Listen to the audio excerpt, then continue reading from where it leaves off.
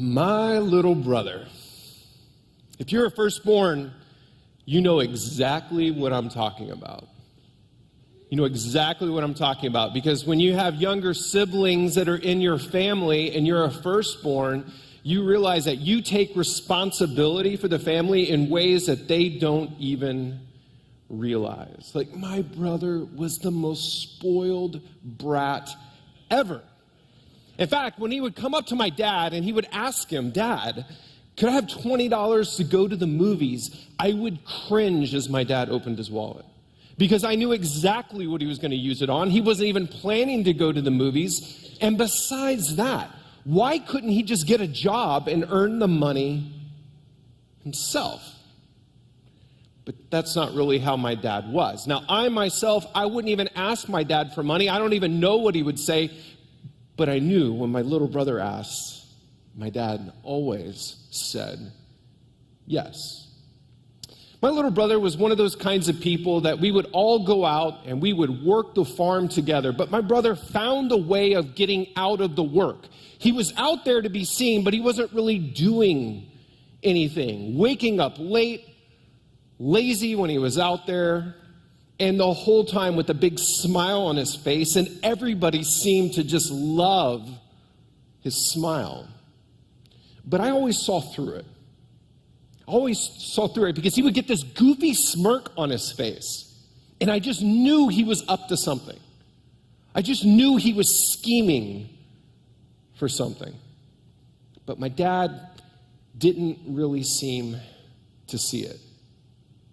I remember this one night in particular. We were at the dinner table and we were having quite a great meal. My dad always provided well for us. My dad was always generous with us. My dad was the center of our family, and it was an honor to be at his table. And this one day, as we were sitting around the table, my brother was chewing his food, and when he made a big swallow, he kind of gasped for air and said, "Hey, Dad, I was wondering something. Do you have a will?" I just dropped my fork. Did my dad have a will? He's the most responsible guy that we've ever met. And he cared about his family above everything else. Of course my dad had a will. Of course he had a will. He planned for the future. He planned for us. He had big plans for us. And my dad just nodded his head. My brother took another bite, then a gulp of water, and he said this next line, and this line haunted me for the next several years. He said to my dad, "Well, I was hoping to get my inheritance a little bit early. You see, Dad, I've got these big plans." And you know how it is with big plans. Sometimes you have to invest in something to be able to pull off the next big thing. And so I just need this kind of like a down payment, and I know it's going to go well, Dad. Everybody at the table just had eyes big, could not believe what my brother was saying. And my dad just sat there still. I wanted to say something. I know I was turning beet red in the face. But my dad just said, "Okay." Now, if you have a little brother, you know exactly what happened next. And it wasn't really all that simple either. It wasn't like my dad could just cash in part of a 401k. See, we're talking about family land and houses. Like, was my dad going to have to sell off the house that he had built with his father? The house that was going to get passed down to my brother and to I? Was he going to have to sell off a piece, the acreage of the farm, to make this happen? It wasn't so simple as just writing somebody a check. This is a big deal. This was our future. This is something that for generations my family had saved up for. But my father made it happen. And then we didn't hear from my brother again. I'm saying no phone calls, not one letter. He didn't even come back for family holidays or anything. We just didn't hear from him. Now, I heard from a few friends that were just kind of rumors about what was happening in my brother's life, and you can only imagine what happens when you give somebody who has no responsibility at all and you give him money early. I mean, of course, what did he do? Wine, women, and song. He was out there playing, he was out there partying, and this is what I heard, but you know what? I didn't even have to hear it because I knew his character. I knew exactly what he was going to do. I knew exactly how he was going to act. In fact, here's my prediction. It started off that my brother was going to fine restaurants. And when it was time to meet women, he went to the finest strip clubs in town. And as the money started to wind down, it wasn't like he was getting his fix enough. He would just go to the sleazier areas, to the places with alleys. And he would squander my father's hard-earned money. He would squander our future. He was squandering our family. It was the most irresponsible thing that I could ever imagine. Now, none of us talked about my brother, at least not around the table, not with our family, because we knew how Dad would react. Because even though my dad said nothing, he would still get tears in his eyes. And he would spend, it seemed like every morning, he would go to the end of the driveway and he would just watch. I don't know what he was waiting for. My brother had no interest in any of us. He would never come back. Well, maybe if he hit rock bottom. Maybe if he thought he could swindle something else out of my dad. The good news is my inheritance went to me. And if I was in charge of this family, when I'm the head of the household, he's not getting a dime. In fact, if my dad actually had passed away and the will was actually read the way it was supposed to, my brother wouldn't dare show his face around here. And then one day, my dad was at the end of the driveway, and his whole posture changed. He saw someone coming down the road, and I thought, oh, great. This is the worst possible scenario, because if that's my brother, the only way he would show up back here is if he had rolled the dice and hit it big. He just got lucky, and now he's coming, and he's going to show up, and he's going to rub it in our faces. But as my brother got a little bit closer, I realized the dice hadn't rolled in his favor. And as he came closer, I could see the rags that were on him. You could smell them just by looking at him, if you know what I mean. It's filthy. Disgusting. You know, one of the rumors I heard is that my brother got so desperate for food that he was willing to eat from a pig trough. If he had stayed in our home, that would have never happened. My dad would never let that happen. We're Jewish people. We don't even eat bacon, let alone eat from the trough of a swine. And that's pretty hungry. And as he came forward and down the street, my dad did something really strange. He started to run.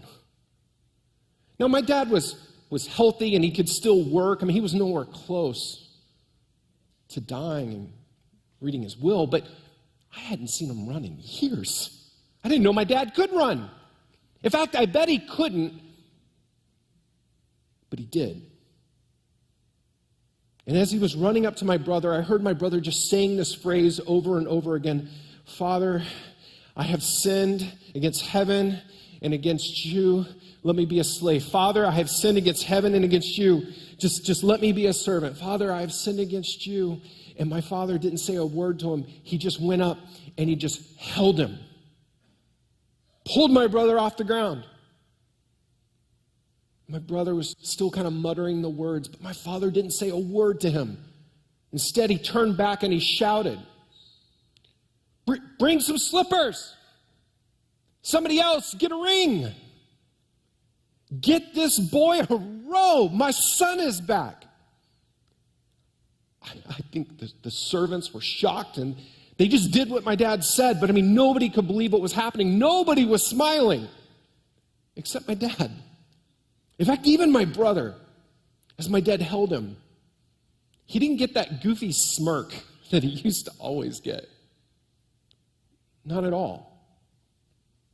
He just stood there, bewildered. In fact, if anybody was more confused by everything that was happening than me, it was my little brother. Even when he passed by me, he didn't look up or anything. He just looked at the ground, ashamed. And brother threw a party that night. The kind of party that we didn't throw at Christmas, the kind of party that we didn't throw at Thanksgiving, the kind of party that you cannot possibly imagine. It was like a wedding reception. This was a party beyond parties, and he was inviting all the neighbors to come. You can't imagine the kind of feast that my father set up. But me? I couldn't go in there. There was no way I was going to go in there and celebrate something that was so despicable. How do you celebrate somebody who has squandered everything your family has worked for? And so I just sat out by the pier alone, just trying to make sense of everything that happened. Now, if you know my dad, you know what happened next. He came out to find his lost son, me. One of his sons was found, but the other one was away. And he came out to me, and he didn't say anything. He just put his hand on my shoulder, and he smiled. And I had my speech ready. Dad, I do not know who I'm more angry with, him or you. This brother has taken advantage of everything that we had, and yet you have invited him back. You have invited the neighbors to celebrate something that is so horrible. That's so just, God, I can't imagine, Dad, how you could let this happen to us. You imagine what the neighbors are saying about you right now, that you're just a pushover? Can you imagine what people are thinking? This is not the kind of person we want in our family. Think about it. What do you think is going to happen in the morning? He's going to slip out in the middle of the night, and he's going to grab a few things. And Dad, by the way, if I was the head of this household, he would never show his face in here ever again. He wouldn't dare, because he knows I can see through his motives. He knows I can see through him. I know what he's done. Dad, do you know the harm that could happen to our family? My dad didn't say anything for a little bit. He just kept smiling at me, nodding his head with me. And then he said, "Son, I appreciate you so much. You have always been the most reliable person in my life.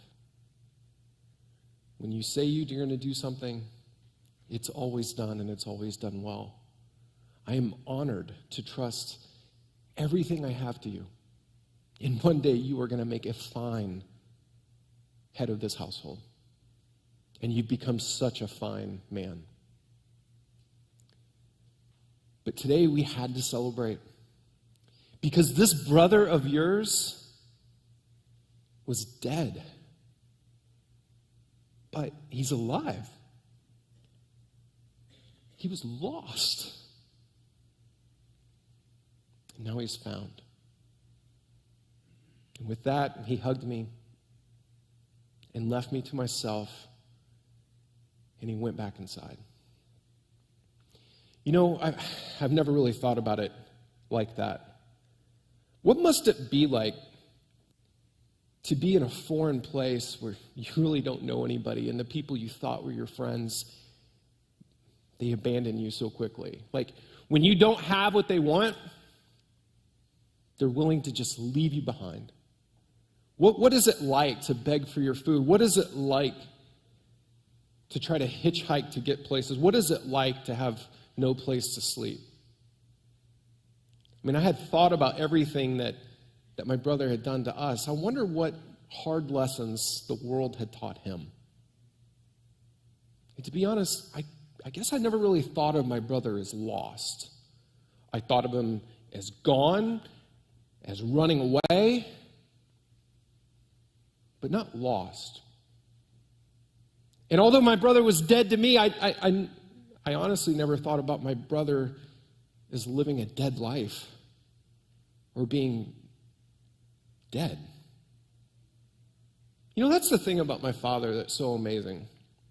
See, if I was left in charge, my brother would have never come back, but my father has this way of always looking at someone with the eyes of God. He has this way of looking at people and loving people and celebrating people. He has this way of giving forgiveness to somebody who doesn't deserve it. And to be honest, if I had thought about it, none of us really deserved the gifts and generosity that my father had lavished on us all those years. I didn't deserve it. My brother certainly didn't deserve it. How do you learn to love like that?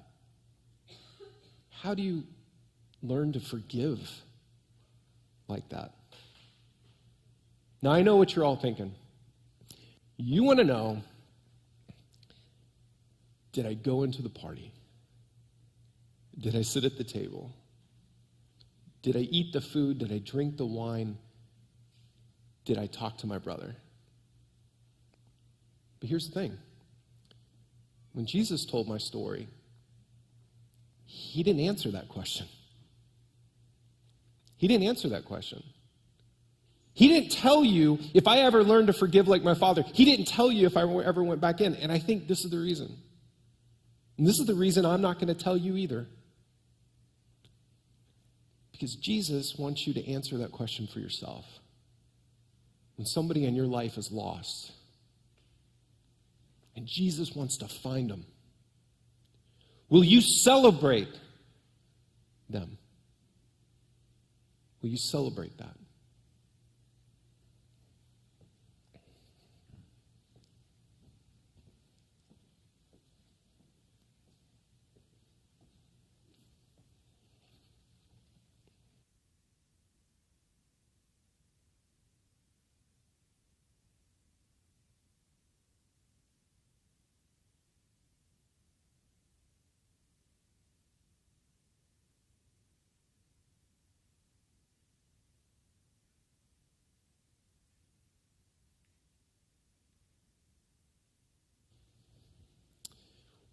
Why is it that the most familiar parables of Jesus we can keep talking about in the church?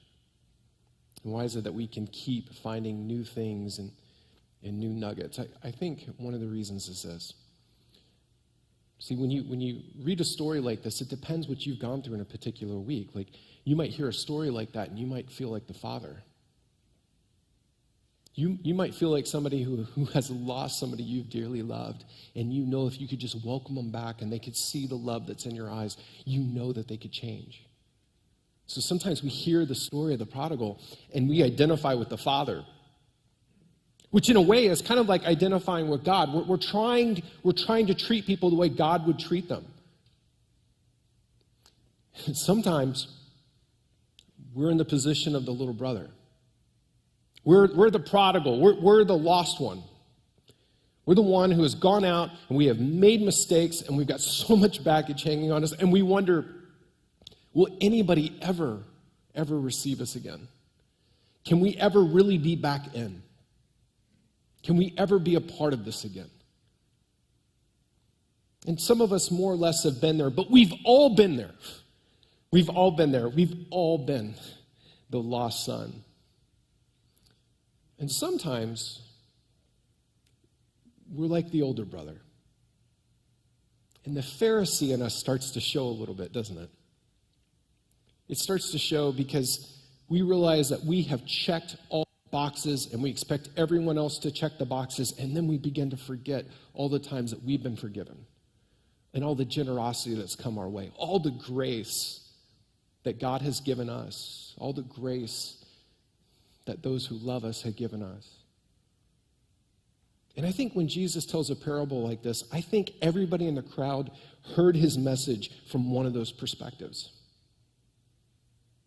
Maybe some of you are like the goofy neighbors. You're like, what's wrong with that messed up family? Things are always happening weird over there. But whatever it is, there's different times in our lives where we can hear this parable, and we hear it. We put ourselves in the position of different characters.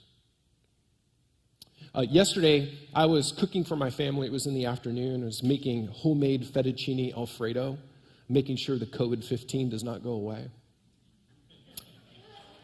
And as I was cooking it up, I was making some sausage, and up near the back door came a big old boxer, like a big, hefty dog. And I'm like, what is this dog doing on our property right now? So I went out and greeted him a little bit, and he'd go around to the front. At one point, I saw him chase a rabbit, and I'm like, sweet, get the rabbit.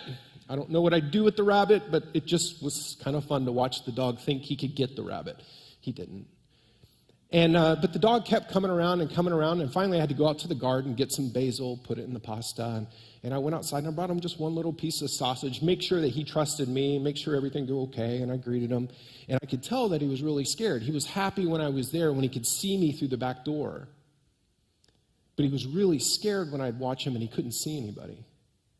And I contacted some of my neighbors and, texting them and saying, did you lose a dog? This is what the dog looks like. And all of them were like, no, we don't know whose dog this is. And finally, it's dinner time and I'm eating with my family. And my kids are thinking, we just got a dog. And I'm thinking, oh, no, we didn't. So finally, I was calling for him to come to the back of my truck and put him in, and he would not come around. And I walked around, and I called for him, and he didn't come around. And then when he saw me, he came with me, jumped right in the truck, and let me close the thing, and just sat in there and wagged his tail, and he was really happy. And I realized he couldn't hear that well. He was getting older. Usually, you call for a dog, they can hear you a mile away.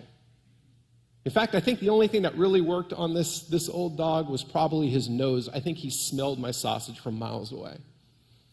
And so I started going around to other neighbors, and I was driving down the road, and this van stopped me. And this lady, who's really sweet, she started to go into this story, and she says, this and this and this, and have you seen this on this Facebook post? And I said, wait a minute, who are you looking for? And she said, a dog. And I said, I got a dog. She said, really? She goes, is it a big black dog? And I said, no, he's brown. And she said, I got a picture. She showed me the picture. I said, that's him. She says, his name is Zeke. Call his name. Does he like the name Zeke? And I called out Zeke, and I don't think he could hear me. And she said, are you willing to follow me? I think I know where to find this family, but I can't get reception. I said, sure. So we went up to the road a little bit in our cars, and she finally got reception. She said, I think I've got your dog. And she said, can I go with you when you deliver him? I said, yeah. So we drove up a few miles down. We went up kind of following the Femme Osage Creek, and we went several miles down, and finally we get to this one little inlet where I see a family, and their little boy is playing in the water, and when I pull up, their mouths are just open. Their eyes are so big. And I got out of the car, and I said, are you looking for a miniature poodle? And they looked at me like I was crazy, and I said, just kidding, I got him. And we opened up the back, and when they called for him, and they looked at him, it was like their son was lost, but now he's found. They had waited 3 hours that day. It was like their dog was dead, but now he's alive. See, a parable like this, man, it just preaches all over the place. And that's why that lady wanted to go with me down to see the family. She wanted to see that look in their eyes. She wanted to see that look of hope, that look of resurrection, that look of God's grace. That is what we get in Christ Jesus. That is what it means to be people of the cross. Because when you're people of the cross, you realize that the Creator God has died for the sins of the world. And He has given His life for us. And then nobody's ever really lost. There's always a chance to go and to share and to find and to seek and to save. Always a chance. Now this week, I'm going to invite you to text hello. This is our last reminder. I'm going to send you a book recommendation. So if you will text hello to us, it helps us keep attendance, keep track of everybody. It's helpful, but more importantly, I want to send you a resource. Now, this is an Amazon link to a book, and it's a book by an author called Pierce. And this priest wrote this book. It's called Jesus and the Prodigal Son. So you get that, you can click the link, and he tells the perspective, what if the prodigal son was Jesus? Now let's just conjecture, but he said, what if Jesus is telling this parable like Jesus is the lost son? He's the one that asks his Father in heaven for his inheritance because he wants to go share it with the world. He will squander it generously. And as he's out with the world, he gets a reputation that he's hanging out with Gentiles and he's hanging out with the lost. He's on the bad streets of town. And Pierce just keeps pushing this perspective. So if you like scholarly books, I promise you, like, this is such a unique perspective. And we get to that point at the end where the son comes back up to the father, and the father is always looking for him, and he wants to celebrate. And he's like, the only part that kind of knocks down this theory would be this. Well, how would he show up and say, I have sinned against heaven and you? And Pierce stops and says, just remember, all the sins of the world were counted against Jesus. All the sins of the world. And Jesus is there, and he's alive again, and it's like the Father in heaven is just begging his followers, don't go the route of the Pharisee. Celebrate. Celebrate all who would come back because Christ has died for them. Let me invite you to rise for a final blessing, and I want to share a verse with you. This is the verse that's at the very end of this famous parable, a parable that we need to read again and again and again, and we need to hear that all that God is saying to us. This is from Luke 15:32. May we, as followers of Christ, also celebrate and be glad when a brother or sister of ours goes from death to life, when they are lost and then are found, and all God's people say, Amen. Amen, and God bless you. I hope you have a great week today, and more than anything, let us sing and worship our God, the God who brings the dead back to life. Amen.